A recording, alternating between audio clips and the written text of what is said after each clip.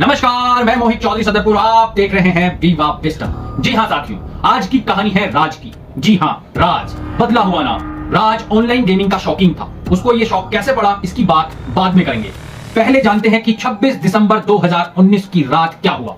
जी हाँ साथियों, 26 दिसंबर 2019 की रात राज गेम खेल रहा था। ऑनलाइन गेम था और ऑनलाइन गेम के दौरान 12 और दूसरे सदस्य उसके साथ एक गेम के अंदर खेल रहे थे और अपने गेम खेलने के दौरान उसने दूसरे साथियों से कहा कि आज वो अपनी फैमिली को खत्म कर देगा, आज वो अपने परिवार को खत्म कर देगा। जैसे ही ये बात दूसरे साथियों ने सुनी तो उन्हें लगा कि ये एक बेहुदी बात है, इसका कोई सच से लेना देना नहीं। लेकिन कुछ देर बाद राज ने गेमिंग के दौरान, गेम खेलने के दौरान अपने ग्रुप में एक फोटो अपलोड किया और ये फोटो एक बूढ़ी औरत का था जो खून से लथपथ थी और इस फोटो के नीचे राज ने लिखा कि उसने अपनी दादी का कत्ल कर दिया है।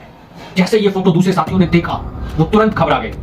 हालांकि उनमें से कुछ साथी ऐसे भी थे जिन्होंने इस बात पर यकीन नहीं किया।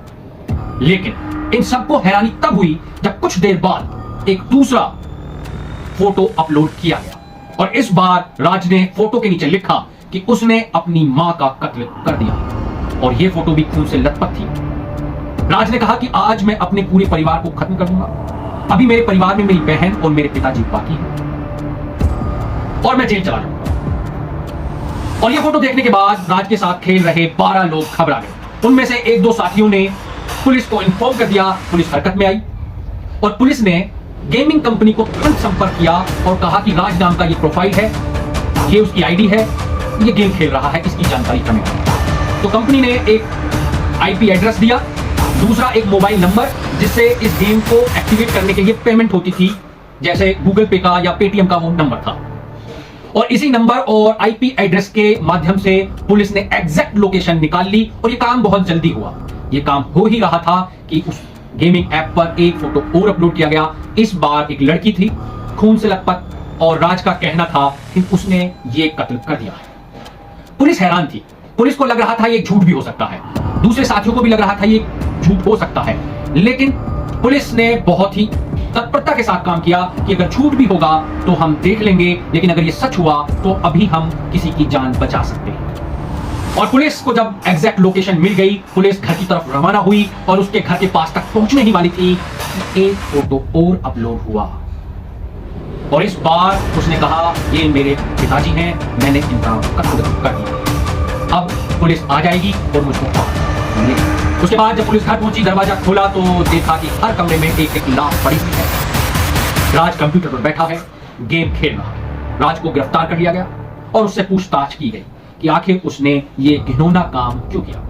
और जैसा कि आपने थंबनेल में देखा कि हमने सभी से अपील की कि सभी अभिभावक इस वीडियो को जरूर देखें, तो उसका कारण है राज का वो कबूलनामा जो उसने बताया कि आखिर उसने क्यों अपने पूरे परिवार को कत्ल कर दिया। जी हाँ साथियों, राज पढ़ने में एक कमजोर छात्र था, लेकिन उसके माता पिता उससे बहुत ज्यादा उम्मीद लगा बैठे थे और अपनी उम्मीदों के लिए उन्होंने राज पर दबाव बनाना शुरू किया।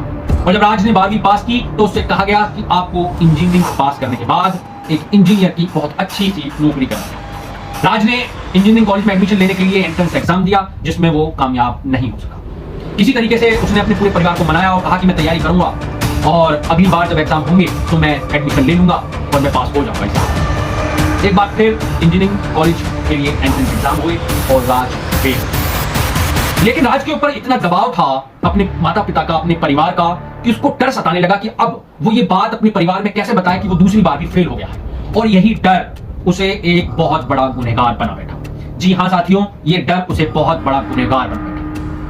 इस डर के चलते उसने अपने परिवार से झूठ बोला कि उसका एग्जाम बहुत अच्छा हुआ है, उसका एंट्रेंस एग्जाम में नंबर आ गया है और उसे एक बहुत ही अच्छे कॉलेज में एडमिशन भी मिल गया है। लेकिन सच्चाई कुछ और थी, जिससे परिवार बिल्कुल अनजान रहा। अब राज सुबह कॉलेज के लिए निकलता, कभी मॉल्स चला जाता, कभी किसी पार्क चला जाता, ताकि वो समय बिता सके किसी तरीके से और छुट्टी के टाइम पर वो घर आए। इस बीच राज ने सोचा कि क्यों ना किसी इंजीनियरिंग कॉलेज में एडमिशन लेने का प्रयास किया जाए, जो बहुत बड़े नाम नहीं है लेकिन वहां भी एडमिशन होता। तो ऐसा ही हुआ, एक प्राइवेट इंजीनियरिंग कॉलेज में उसने एडमिशन ली, लेकिन पहले दोनों सेमेस्टरों में वो फेल हो गया और उसको ये समझ में आ गया कि अब इंजीनियरिंग उसके बस की बात नहीं है। राज तो समझ चुका था कि वो इंजीनियरिंग नहीं कर सकता है, लेकिन उसके परिवार इस बात को समझने के लिए शायद तैयार नहीं थे। इसीलिए राज पर इतना दबाव बनाया जा रहा था, इसलिए राज को इतना प्रेसाइज किया गया कि वो अपनी बात जो उसके साथ घट रहा था उसको अपने परिवार के साथ साझा भी नहीं कर सका।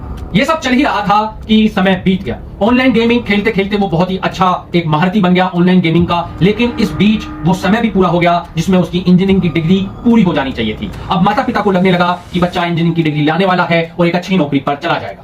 परिवार ने आस पड़ोस में, समाज में, रिश्तेदारों में कि सब जगह ढिंडोरा पीट दिया कि हमारा बच्चा अब पास होने वाला है, उसे डिग्री मिलने वाली है। और आप उस स्टूडेंट की मनोदशा देखिए जो इंजीनियरिंग कर ही नहीं रहा है और उसके परिवार ने एक बहुत अच्छी पार्टी ऑर्गेनाइज की सिर्फ इसलिए कि बच्चा इंजीनियरिंग पास करने के बाद अब डिग्री लाकर नौकरी पर जाने वाला है। और उस पार्टी में तमाम रिश्तेदारों को बुलाया गया और बधाई देने वालों का तांता लगा रहा, जो राज को आके बधाई देते थे और कहते थे कि वाकई तुमने बहुत अच्छा काम किया है कि अब आप इंजीनियर हो जाओ। 25 दिसंबर 2019 जब राज सोच रहा था कि अब वो इस डर से, इस मनो अवस्था से कैसे बाहर, और यहीं पर उसने खौफनाक निर्णय लिया कि अगर परिवार को सच्चाई का पता चलेगा तो शायद परिवार इसको बर्दाश्त नहीं कर पाएगा। इसलिए परिवार को ही खत्म कर दिया जाए, परिवार को ही मार दिया जाए। और 26 दिसंबर की रात, 26 दिसंबर 2019 की रात, जब राज गेम खेलते हुए अपने गेमिंग पार्टनर से कहता है कि आज वो अपने परिवार को खत्म कर देगा, और उसके बाद उसने एक एक करके